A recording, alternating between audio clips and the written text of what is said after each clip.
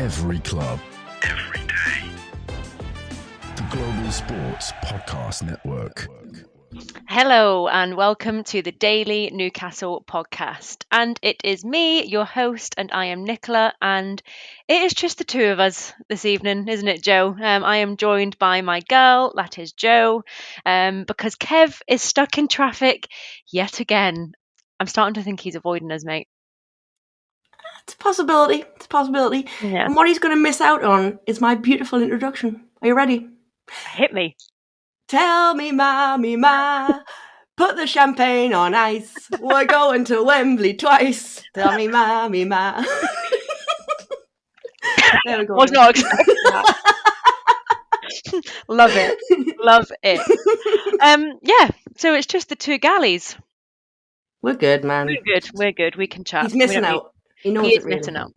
Yeah, he is. So it's just the two of us today, and we are recording straight after our FA Cup game against Bromley, which actually Joe and Kev were both at, hence why Kev's still stuck in traffic because he can't get back from the ground.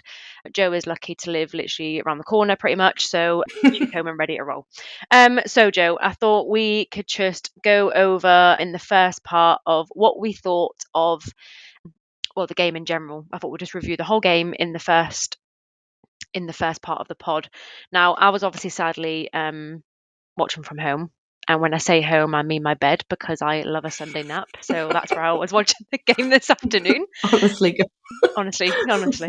Hit me. First of all, how was the atmosphere obviously up there today? Obviously we're now on a 8-game run of games, that's undefeated. So the vibe around Newcastle is obviously it's going well. So what was it like? Tell me. I think cup games are always a strange one, especially I think games like this, because it was brilliant to see a packed out crowd considering we're playing second tier. No comment on our noisy neighbours just under the, on the wrong side of the river, on the wrong side of their river, who couldn't get more than 15,000 in their stadium. But, God, embarrassing. They'll have probably had the Nissan backshift or something, but, who knows? We've got 50-odd thousand. But no, I think the atmosphere is always a weird one because you've got people dotted all over the stadium, not really in their right seats. A lot of season ticket holders there, a lot of season ticket holders not. Yep. On that one, by the way, I'm not going to slate all season ticket holders. However, I am going to slate the ones I was sitting next to. They were the most miserable bunch of people I've ever been next to in my life. And it was and literally, nobody can see me unless you're watching the clips right now, but I've got my hands crossed right in my armpits and I'm sitting as if I'm the most huffy person in the world, because that's what the guy next to me looked like in the first half. Oh, great. So we were in the Gallagher, and, Gallagher's usually a good kind of atmosphere. Don't get me wrong, the corner was mint. To the point where I thought, right, I was scooching, and I could see quite a few empty spots, unfortunately, in the Gallagher corner. Maybe people, I don't know, didn't turn up, whatever. But it was a sellout, so they must just not have went tonight. So I said to my mate Donna, I was like, Donna, at half time, I've already spotted a couple of spots. We're heading over there and we're going in the corner for the second half. So we did. So it was a much more pleasant time in the second half because we got to sing the whole time. We weren't next to a bunch of miseries. So maybe it was just certain people in certain spots of the stadium, so I can't really comment. You could kind of hear patches of kind of singing around, and fair play to Bromley, they made a bit of noise from what you can hear from the Gallagher as well, because again, lopsided kind of stadium, it doesn't really, the acoustics aren't great either, but everyone was in high spirits. It was great in Strawberry beforehand, as it usually is, but there's a lot of Bromley fans in there as well. Yeah, I love really that, though. Good to chat to them, I'll be honest. Yeah. And I've now got this whole new soft spot for Bromley, by the way. It was kind of good. Yeah, watching from home. So not only did obviously before the game started, they sort of said how many Bromley fans were up there, and they sort of panned to the away end. That's obviously in the sky heavens. They brought out a good crowd, to be fair. They did. And after the game, their manager actually seemed, I mean, I'm sure he was disappointed at the result, but he actually seemed really happy. He was happy at the performance that his team obviously displayed. Now, I'm going to just focus on the game. So when they went 1-0 up, I was like, yeah, they're not here to mess around. Obviously, I've watched a lot of FA Cup games this weekend. Not that I want to give them any sort of airtime on here, but Manchester City 8-0 win against Salford. Can you believe it? They won a game. So some of these low league teams were getting absolutely battered. But Bromley actually seemed to come and just bring the heat, and actually were putting up a little bit of a fight, which I think may have put us on the back foot and also surprised us a little bit. What was it like when they went 1-0 up in the stadium? Because it seemed to just go really flat. Yeah, the usual. You got some grumblings, but like I say, I was sitting next to some miseries anyway, so it was like fully expected. But hey, I'm taking nothing away, by the way, because I think the view as well, especially if I had their goal, it was a beautiful goal. Fair play to them. And I said that at the time, I was like, respect to the guy, he put that away. Dubravka couldn't have done anything with it. It wasn't his fault at all. I think looking back at the highlights, which I've had a quick watch, I think Miley was a bit soft on it, but I'm not going to really slag him because the kid had a great game. He was just maybe a bit too soft for that goal, but in the grand scheme, you can't take anything away from them. It was a great goal, fair play to them, and they absolutely brought it to us. And I said that to them in the Strawberry before, and I said to fans, I was like, I fully expect you to, because you've got absolutely nothing to lose here. I was like, it's on us, the whole giant killing thing. It's on us to kind of put this performance in. I said, but again, it's always going to be a weird one, because we were never going to play our starting 11. No. It's going to be a very, very diluted squad, but still a very highly skilled, diluted squad in comparison to the Bromley. So I think it's always one of those weird ones, especially when, the Spurs game beforehand, we watched that in the Strawberry, and as I left it, because we left it full time, it was 0-0 going in extra time. Yeah. So Spurs weren't exactly doing well against the mighty Tamworth. So it just shows, I know they ended up beating them 3-0, but still, it took them into the extra time before they had to beat them 3-0. So yeah, it's always a weird one, I think, when you play the lower teams, I'll be honest. Yeah. Then I thought, so then we came back to 1-1, obviously after an absolute stunning strike from Mr. Miley himself. It was beautiful. I want to focus on him and the other goal in the second part. Yeah. So we came back to 1-1. Then do we think that, I wouldn't say panic, but do we think that maybe Eddie sort of panicked a little bit at half time? Because then you've seen the likes of like Bruno, Anthony Gordon come on. I thought I wasn't really expecting them to see them play, and then obviously all of a sudden at half time they've come on. Now I know when we've been speaking before, like we were all sort of given big results. I think we'll do this, I think we'll do that, kind of expecting an easier game than what it probably was within the first sort of 20 minutes. So I don't know if he maybe panicked, but what do you think? I don't know if it was panic, but maybe he thought, well, hang on, we need to wrap this up. Because to be fair to them, and again, respect to Bromley, they brought the game to us, and we just weren't that great in the first half. I had a lot of points which I kind of noted down during the game. That's how kind of off we were. Because I said to my mate John, I was like, I know what I'm like. I'm going to forget this by the time I do my pod tonight. So it seems a bit harsh now, but I was obviously a bit on one at the time. I was like, Barnes, no good. Miggy, need to sell. Longstaff, just not on it. Osula's had no service, so it was nothing against Osula at that point. He'd had no service, the kid, so there's no blame on him, by the way. I was just saying there was no service into him. But that was my kind of very quick noted summary of the first half while I was just sitting there, sorry. Yeah. But yeah, I mean, Eddie will have watched that and thought, well, hang on, we can't let this play out. We can't probably risk it going into extra time, penalties. We've discussed a million times on probably every pod we've done. We've got so many games coming up, man. You can't. The lads need the rest wherever possible. So I totally understand these subs. Again, with you though, I did expect it was sooner than I thought, but it was the right decision. Sooner. Yeah, no, I completely agree, and it obviously paid off because then. We won 3-1, which was the main point of this, and we're now through to the fourth round, is it? The fourth round of the FA Cup, and it's a tie against Birmingham away. It is. Which I think is the weekend after our next fixture against Arsenal in the League Cup. Carabao Cup, whatever you call it. So we'll already be in the final, so we're fine. Right? Yeah, so we're already halfway to Wembley, hopefully. God. Right, we will, because I want to focus on that in the third part as well. Sorry. We will break the first part there. Obviously, we've just covered off the game very briefly to get us started. So we'll end part one there, and we will go to our sponsor from Zencastr, please. Cool. Here at the Global Sports Podcast Network, we spent a lot of time selecting our delivery platform. Zencastr came out the clear winner with 4K video recording from your phone and AI editing that automatically removes all those ums and ahs. It's super easy to start a podcast that sounds great and is delivered efficiently. If you're ready to tell your story, check out the link in the show description to learn more about Zencastr. Lovely. See, we're pros at reading the adverts now. We messed up so badly. We've been doing our homework. New year, new us. Oh, hilarious. Yeah, so welcome back to part two. So part one, we covered off the game briefly and how we sort of felt about, us going 1-0 down quite quickly. So I thought it was only right to give the goals some focus from our side because they were two of them were definitely beauties. One obviously being a penalty. So we will focus on the equaliser from Mr. Lewis Miley, who I assume will be very, very pleased with that absolute stunning strike. Although he didn't look pleased from what I watched on the TV. He just kind of got the ball in the back of net, walked away, and then carried on. And I know Ian in particular has been desperate to see Lewis Miley back on the pitch for some time now. Obviously, he had a bit of an injury last year, didn't he? Towards the end of last season. So, mate, that first goal, he couldn't have hit that any better if he tried. It was a beauty of a strike, wasn't it? It was absolutely just so crisp, clean, stunning. an absolute bullet. Yeah. I'm actually not sure if he expected it.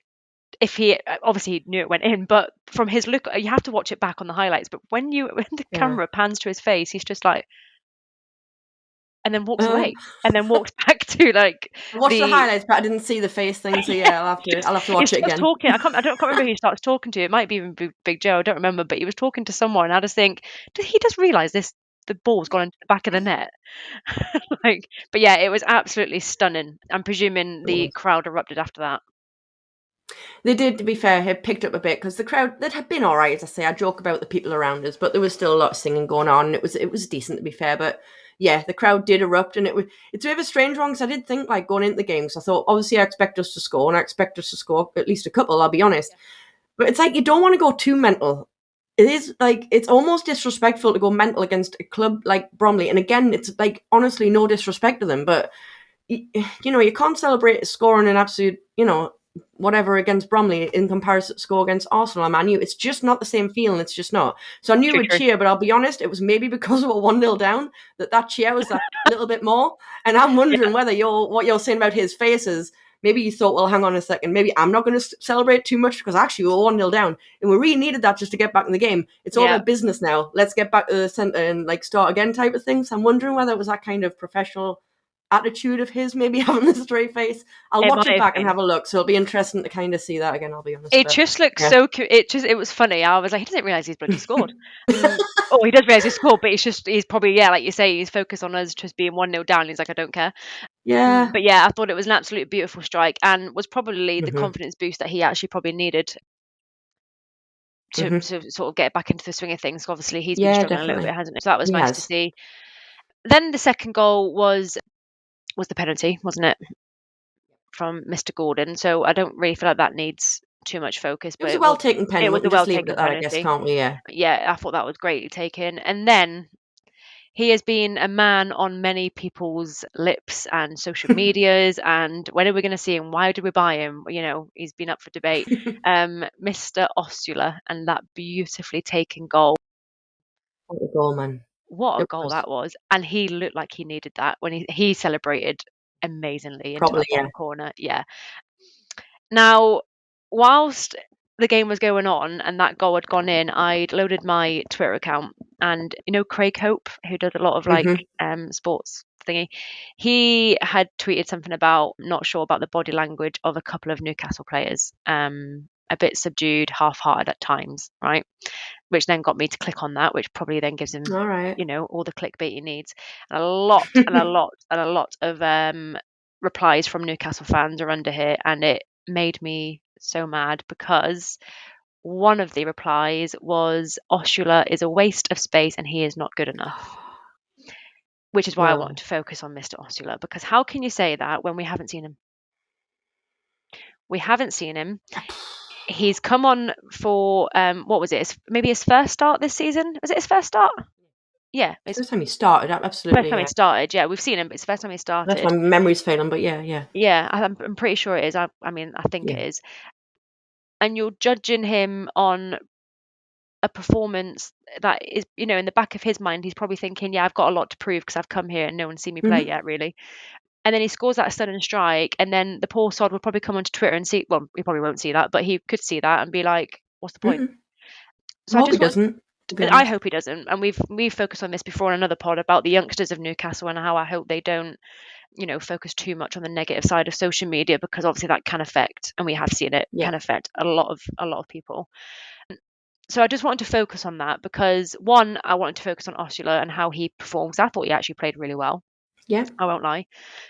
And the bit about the body language of a couple of Newcastle players, and the likewise of what you said, there was Miggy, Barnes mentioned in that, which, by the way, I agree with them too. Their body language was not the best. And Yeah. I'm even going to sort of just point out that the right-hand side today, Trips and Miggy, was not the best. So I'm just giving this over to you. What do you make of everything I've just said? Just teaming for the whole team. I'll go back to Osula quickly because I just rattled some stuff off there about my little notes that I made. But the whole Osula thing was, in the first half especially, he had no service. Like, what do you want the kid to do? No, I know. Because Isak could have been up front with no service, yet nobody would have slated him because it's Isak and everyone loves him. Yeah, exactly. So I can't be abiding by any of that sort of thing. And his body language did not look off. So I hope that Osula wasn't called out for body language. He just wasn't getting the service, so there's absolutely nothing he could have done. His goal was absolutely fantastic. It's funny, because when he first took it in, from that distance, because with me being down in the Gallagher corner at that point, and I'll be honest, kind of look at a bit of an angle, I thought it was Big Joe cutting in at first, and I thought it was him striking. But as he hit it, I realised it was Osula. Yeah. So just with him having the blonde hair, I mean, and from that distance, like I say, other end of the pitch, you know what I mean? And they're big guys. He's a big guy like Big Joe. Big guy, yeah. But again, and he took it so well, a bit like Big Joe-esque, because Big Joe is now an absolute beast in comparison to what he was. Mm-hmm.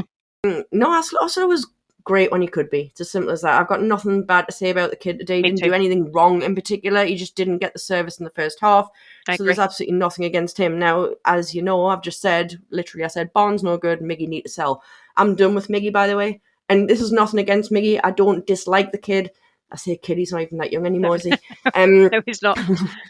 Feel proper old when I say that. But yeah, I've got nothing against him, but he peaked a while ago for us. He's done. He did not perform well against a fourth tier team. I'm sorry. There's just the misplaced passes. No, he was didn't. Not on it in any shape or form. And then he wonders why, or he might not wonder, I don't know, why he doesn't get picked for the first team in the main matches. And Barnes, to me, I don't really care, because I spoke to my dad after the match. He was just like, well, maybe he's just sick of being on the bench and this, that, and the other. That doesn't wash for me. I mean, I don't know if that's the case. Obviously, that's just my dad saying it. And he agreed, it's obviously him just saying it. But if it is something like that, then go. If you really are going to feel that way. Yeah. But if it's not that way and you're going to come on and perform like that anyway, how can you possibly try to be getting into the first team with a performance like that? It just wasn't good enough at all. And unfortunately, I don't like all the hate that Sean gets, because I hate that it's a Geordie that gets this an easy target, and I don't like that at all. In a way, we should actually stick up for our own more than we do. And it's usually the other way around. They get picked on a lot more. But Longstaff had a shocker, man. He was was all over the place today, man. I noted 3 players. It was Miggy, four. It was Miggy, Longstaff, Barnes, and Kelly. Yeah. And I feel really bad saying this about Lloyd Kelly, because again, he's probably another one that hasn't had a lot of game time, I suppose, but he's had more than most. And I just found all 4 of them, not all at the same time, but at certain points in the game, their attitude just not what you want to see on the pitch. Yeah. Now, whether or not it is a case of they're frustrated because they're not in the first team and they're being picked for, games like today, but that should give them the motivation to be like, right, we're going to go out here, we're going to bust a gut, we're going to give Eddie a massive headache, we want to get picked for the first team week in, week out. And unfortunately, if I was Eddie Howe looking on that sideline today, I'd be like, well, not one of them 4 going to be over the, the normal starters. And that's totally valid. I don't normally agree with a lot what Craig Hope says. I'll be honest. Some things he does put out there, I'm like, I don't know where you've got that from, but okay.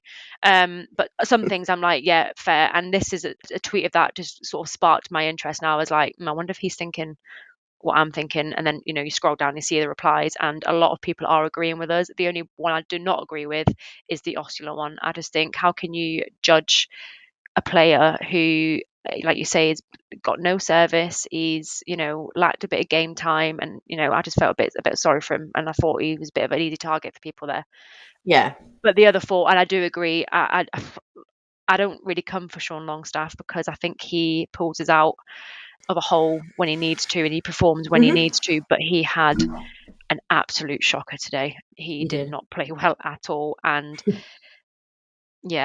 I'm not convinced by the Lloyd Kelly, and I feel really bad. I feel really negative saying that, because I know we just come off the back of a win, but there is some players that I think need to give their heads a little bit of a shake and get back on, focus on what's right. So that's where I'm going to leave that.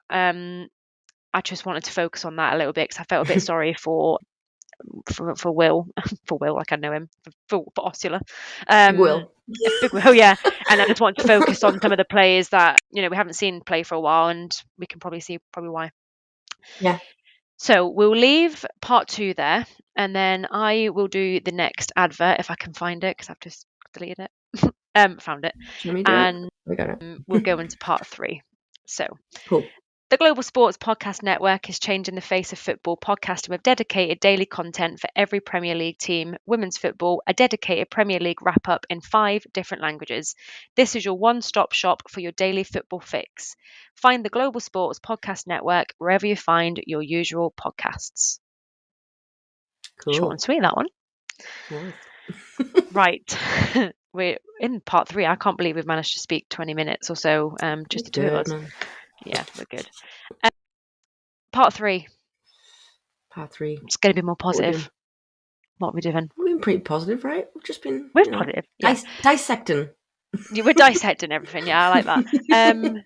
Right. So all week, and I say all week, since the Arsenal game on Tuesday. And I touched on this when I think it was me, you, and Ian when we recorded before the Arsenal game, saying how desperate I was. And I know every Newcastle fan is. Please don't think I'm above everyone else. But I don't think anyone understands when I was sat here saying I'm desperate. I'm so desperate for us to get to obviously the final, and I know we all are. So my question is, and I don't know if I'm being a bit too premature, probably am, but it gives us something to talk about because it's just the two of us. Is this the year? And I'm not going to say the words, just hear what I'm saying. Could this be the year where we finally do it? Hit me. Yeah. I don't care me. I'm on like such a positive trip right now. Mate. Like, you'll laugh, and I may as well tell you the story now on the podcast, but I told it to Donna. I had such a weird dream last night. You know when dreams are like proper realistic? But I literally had a dream that encompassed both the second leg tie against Arsenal and the final as I see it playing out. So just so you know, the only difference is the final didn't finish in my dream, unfortunately. I woke up. So in my dream, I know, it's all right.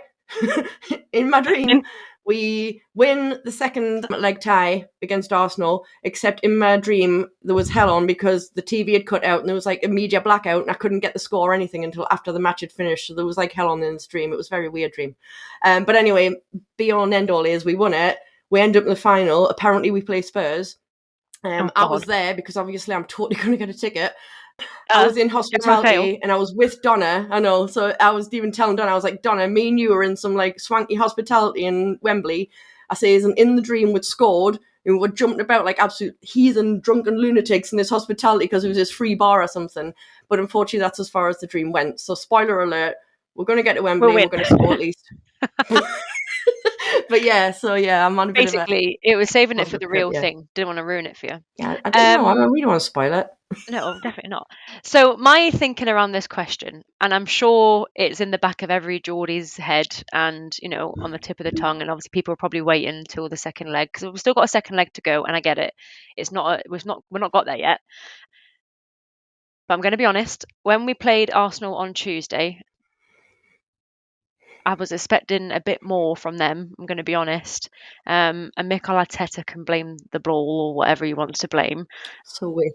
But seeing us play on Tuesday has given me, I'm on like a big positive high from it still. I'm on a positive from us all from the past 8 games, 8, 9 games, whatever it is now. Because I think we're just playing so well and we deserve it. And we're showing Eddie, like, we're here to win it. We're here to, do it. And we're going to write ourselves in history books. And I was sat there after that game on Tuesday. I didn't go sleep for like another 2 hours after it. I was texting you guys, which you guys were still surprised that I was awake. And I'm just like sat there and I'm lying in bed and I'm like, we're going to do it. This is the year we're going to do it. And I know it's going to be the year we're going to do it. And I really wish the boys were on here so I could ask them the same question. But I'm just like, I think they'd agree. I think they'd agree. Yeah. And Ian would go for a 3-1 win in the final. Imagine though, 3-1 win the final. Everyone get the bets on now. Come on. But yeah, I just wanted to, because I just feel like it's been spoken about all over and how well Newcastle are performing and their form and blah blah blah. But yeah, I just think it's going to be the year. You told us about your dream. You told us about the dreams. You obviously think it's going to be the year, but I dream aside, how are you? What are you feeling? How are you thinking? It's going to be hard the next leg. I know we're at home, but Arsenal are going to come with a point to prove because that's apparently what they do, even though they just lost against Man United. They've got nothing to lose. Simple They've as got that, nothing right? to lose. They haven't. Yeah. And we know that. But we play our game. We defend well. We'll play 5-5-0 for 90 minutes. I don't care. Do it. Do it, Eddie. You have permission right now to play the most boring 90-minute defending game if you really want. It gets us to Wembley. No. Would you not, though, if it promised Wembley? Would you not? I know I'm joking because he's blatantly not going to play 5-5-0. Seriously, though? Would you not if it guaranteed Wembley? If it guaranteed the final, yeah. Come on, man. That's what I mean. Got to play it sensibly. Eddie's not stupid. He's going to know exactly how to play that game. He'll probably hit them at first. We'll go out pressing. We'll slowly but surely do exactly what we did in the last game. We'll protect the win. We've got a 2-0 lead. It's as simple as that. That's how he's going to play the second leg. And we're at home. We've got everything going for us. We couldn't have asked, right, for a better setup for the second leg. So if they screw it up, it's all on us. It really is as simple as that. We're hopefully going to be there. Fingers crossed. We'll be there. Right? For the second leg. Tomorrow, right? I don't know. I think so. It is, check, it's all right for my diary. It's all on you. Yeah. So that's sorry, guys. This has been a bit of a blasé pod because it's just we're just completely hyper about. Yeah. So basically, what we're saying is it's going to be the year we win a trophy. That's what I'm putting out there on the 12th of January, 2025. By the time you're hearing this, it'll be the 13th of January. Nicola is saying it's the year. It's going to be the year, and it has to be the year because I'm too excited for it not to be the year. Well, me and Donna were standing the strawberry beforehand, and we were planning on how many days after the final we were going to take off work because we'd need time to celebrate, come down, celebrate. Well, so she was sort of taking the whole week off. I was like, that's a really good ploy. I'm off on the Monday already anyway. So I was like, I need to take at least the Tuesday off, maybe the Wednesday, because this city is going to explode. Anytime it's the week before my 30th birthday. That's what I know. It's going to happen. You need to come up, man. Come up. I know, but now I'm worried because obviously I'm just sorry, guys. Everyone that's listening probably doesn't even care. But obviously, the potential, the thing it could be a Liverpool Newcastle final. Now, for anyone that doesn't know, my husband supports Liverpool. That's not going to go down too well, is it? Bad times. Yeah. Can someone pick me up for a night? I'm telling you, man. Just come up here. You're safe up here. And we'll keep you up here until Tyler comes down off his misery, and then we'll ship you back. Absolutely. Yeah. Oh, love that. Right. I think we'll leave that there because we're going to be, in a couple of weeks, focusing on that Arsenal home tie, and I'm hoping I'm on for it because I'm so excited. Anyway, thank you. If you guys are still listening, well done. 28 minutes in. Just blabbed on. I think blabbered on. Straight of just pure crap there, but never mind. Yeah. 28 minutes in, but well done. We're happy. So thank you all for listening as always, and we will be back on Tuesday, I believe, with another Tactics Tuesday. So speak to you all then. Every club, every day. The Global Sports Podcast Network.